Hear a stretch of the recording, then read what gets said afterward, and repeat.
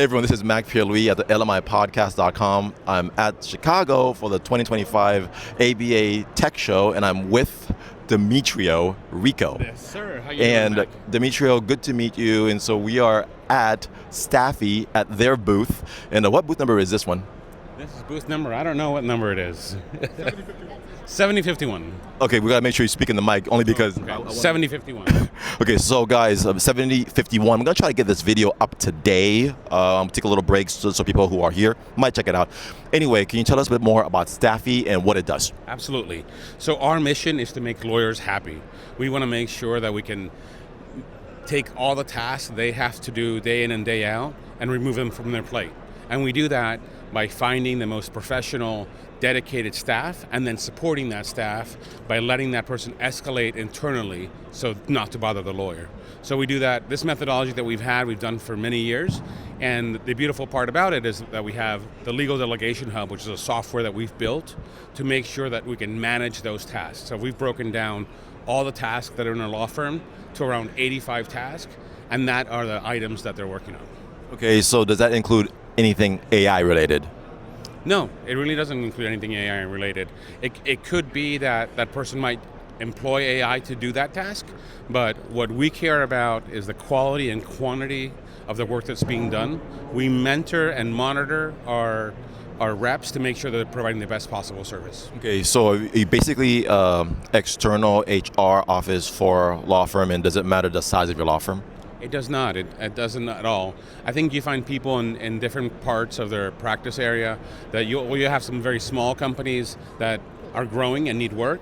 You'll find some very large enterprises that are completely getting rid of their staff in-house and moving specifically to us. So we have one firm, I think they have 12 paralegals that are all virtual all through Stafi. Got it. So in my case, for example, so I've been a family law attorney for years. Yeah. Now I do more mediations now. Yeah. That's kind of my passion these days. But for someone like me, who's in Texas, for example, or in Florida, I'm licensed in both states, how would this help me practically from the very beginning? Great question. So the way that we start is we have a consultation with you and we go through your day. We go through your week and understand what things are bogging you down, what things you're spending too much time on. I think unfortunately sometimes we see with lawyers that there's a sense of pride that you work on weekends, that you work at nights, and that's not what we want you to do. We want you to really be fair with yourself and decide what are the things that you should be doing and not doing. So we'll have that conversation, we'll look at some of those tasks, and the ones that are less valuable for you to do, we want you to work only on the things that you're passionate about. That's how we think about it. Gotcha. So your goal is to make lawyers happy. I think everyone wants more of that. So how has your experience been here? It's been great. The show has been wonderful. We've had a lot of traction, a lot of people interested in what we have to offer, and there's incredible vendors here. I'm really amazed at some of the software that I've seen in here today. Yeah. Awesome. And the reason I had asked about the AI in the beginning is because one of my themes today is to just push on that issue, because that's the future in so many different ways, and it will make so many people's lives more efficient, and so that's why I bring it up. But hopefully you guys will have that integrated more in what you do.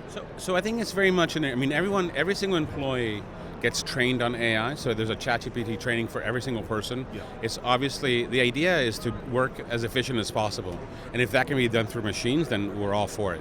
What we don't want is to push that on to our client customers. So if they want that, if that's what they want our person to do, then we'll do that. And now the monitoring, a lot of those things, there's a lot of machine learning, but that's not necessarily AI that we do to make sure that we see them.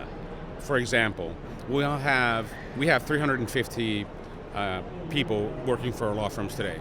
Let's say that there's 75 of them doing intake. We have an idea of how many calls each of those people are taking, how many of those leads they're closing. So analyzing that data to us is very important, because we can say, okay, this rep is not performing as good as they should, or this rep is doing a really, really good job. What are they doing that the other guys are not? So that kind of information, analytical data is imperative, but not AI. Yeah. Got it. All right. Well, thank you so much for your time. I appreciate it, and looking forward to hearing more about your company, and I'll put this online. Great. Wonderful. Thank you so much. Take care.